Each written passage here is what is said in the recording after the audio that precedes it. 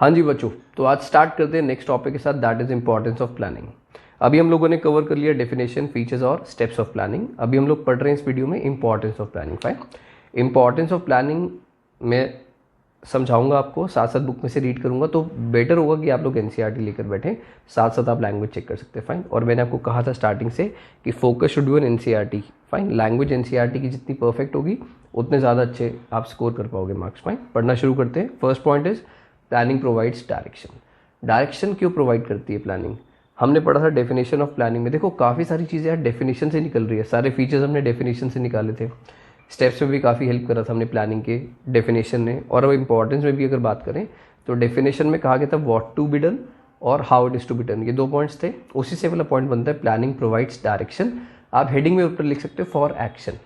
Basically पूरी heading बनती है planning provides direction for action. Ultimately हमें पता होता है हमें क्या करना है और हमें कैसे करना है, ये हमने प्लानिंग के थ्रू जान लिया था। तो कैसे करना है इसका मतलब हमारी डायरेक्शन क्लियर हो जाती है कि हमें किस डायरेक्शन में काम करना है। सारे एम्प्लॉयज़ को क्लियर होता है, सारे डिपार्टमेंट्स को क्लियर होता है कि उन्हें क्या टारगेट्स अचीव करने हैं, तो कैसे करना है वो बहुत ईजी हो जाता है। फाइन, पढ़ना स्टार्ट करें। लिखा है by stating in advance how work is to be done, planning provides direction for action. Planning ensures that goals or objectives are clearly stated so that they act as a guide for deciding what action should be taken and in which direction. Fine, हमें क्या करना है और किस direction में करना है ये हम लोगों को प्लानिंग से बहुत इजीली पता लग जाता है। फाइन, तो इससे कोई प्रॉब्लम नहीं होती फिर। इसके बाद नेक्स्ट पॉइंट है planning reduces the risk of uncertainties. इसका मतलब क्या हुआ बच्चों? देखो आप जब पहले से प्लानिंग करके चलोगे, हमने स्टेप्स में पढ़ा था कि हम बहुत सारे ऑप्शंस को आइडेंटिफाई करते हैं, उनको इवैल्यूएट करते हैं। फाइन, इवैल्यूएशन के बाद हम सिलेक्शन करते हैं।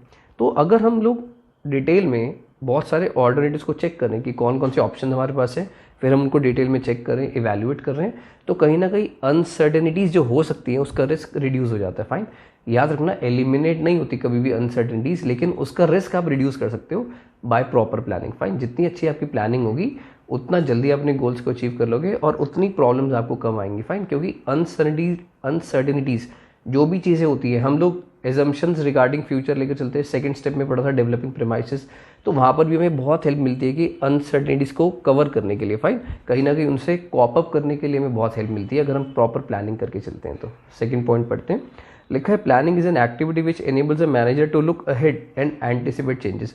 आप प्लानिंग में फ्यूचर को देखते हो, कोशिश करते हो कि क्या क्या चीज़ें आ सकती हैं और क्या क्या चेंजेस आपकी कंपनी को इफेक्ट कर सकते हैं, आप एंटिसिपेट कर सकते हो। फाइन, इससे क्या होगा? By deciding in advance the task to be performed, planning shows the way to deal with the changes and uncertain events. Fine, तो प्लानिंग से आप रास्ता निकाल सकते हो उस चीज़ का कि अगर ऐसा हुआ तो हम लोग ऐसा कर सकते हैं उस सिचुएशन में। आर गेटिंग में पॉइंट? तो बहुत ईजी था सेकेंड पॉइंट। थर्ड पॉइंट है planning reduces overlapping and wasteful activities. देखो जब आपको पता है, अच्छा एक बार डेफिनेशन और रिवाइज करें, वहीं से पॉइंट निकल सकता है। Planning means thinking in advance what is to be done, when it is to be done, how it is to be done, by whom it is to be done.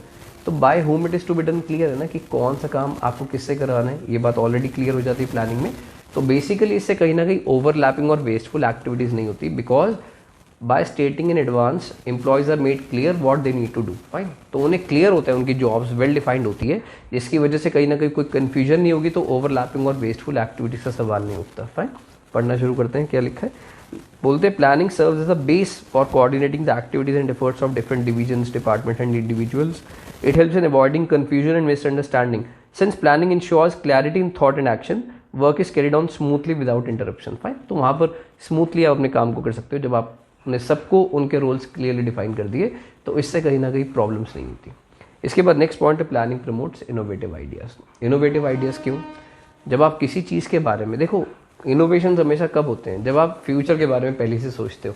क्या कभी कोई past को लेकर innovation कर सकता है क्या कोई हैंड टू हैंड इनोवेशन कर सकता है क्या? नहीं, कि आपने कुछ अभी सोचा और एकदम से इनोवेशन हो गया, ऐसा नहीं होता। कभी भी कोई चीज़ आपने नई करनी है, इनोवेशन करना है, तो उसके लिए बहुत पहले से प्लानिंग होती है बच्चों, है ना। तो प्लानिंग में हम लोग क्या करते हैं यार, हर चीज़ को बहुत डीपली एनालाइज कर रहे हैं, आइडेंटिफाई कर रहे हैं, ऑप्शंस को इवैल्यूएट कर रहे हैं। तो पॉसिबिलिटी होती है यार कि हम हो सकता है कि कुछ ना कुछ नया आइडिया हमारे दिमाग में स्ट्राइक करे। जब हम आइडेंटिफाई कर रहे हैं कि हमारे पास कितने ऑप्शंस है, उनको इवैल्यूएट कर रहे हैं, तो पॉसिबिलिटी होती है कि कुछ नया हमारे दिमाग में आए, और हो सकता है वो नया करने की वजह से हमारा काम बहुत ईजी हो जाए, हमें प्रॉफिट्स बहुत अच्छे हो जाए। Are you getting my point? तो कहीं ना कहीं प्रमोट करते हैं इनोवेटिव आइडियाज़ को, क्योंकि आप डिटेल में पहले से ही किसी चीज़ की प्लानिंग कर रहे हो, तो इट इज़ पॉसिबल कि आप कुछ नया सोच पाओ। आर वेटिंग पॉइंट, ये पॉइंट बहुत ईजी है, आप बुक से रीड कर सकते हो, कोई प्रॉब्लम नहीं होगी इसमें आपको। इसके बाद है प्लानिंग फैसिलिटेट्स डिसीजन मेकिंग, आपको हेल्प करते हैं कि आप डिसाइड करो। देखो वही 3 स्टेप्स की बात करते हैं, आइडेंटिफाई करते हो, उसके बाद इवैल्यूएट करते हो, इवैल्यूएट के बाद क्या करते हो, सेलेक्ट करते हो ना बेस्ट ऑल्टरनेटिव को। तो दैट मीन्स आपने डिसीजन लिया ना, आपको मैंने बताया था real point of decision making क्या होता है, जहाँ पर आप सिलेक्शन करते हो।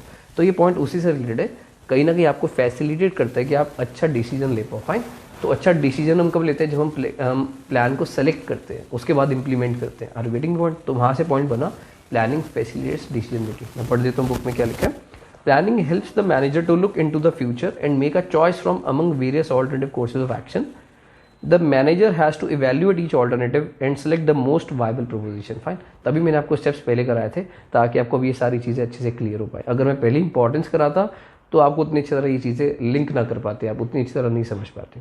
इसके बाद नेक्स्ट पॉइंट की तरफ बढ़ते हैं, planning establishes standards for controlling. Last point है देखो आपको मैंने बताया था कंट्रोलिंग का मतलब क्या होता है। कंट्रोलिंग का मतलब सिंपली हम लोग अपनी एक्चुअल परफॉर्मेंस को अपने स्टैंडर्ड परफॉर्मेंस के साथ मेजर करते हैं ना, चेक करते हैं, कंपेयर करते हैं।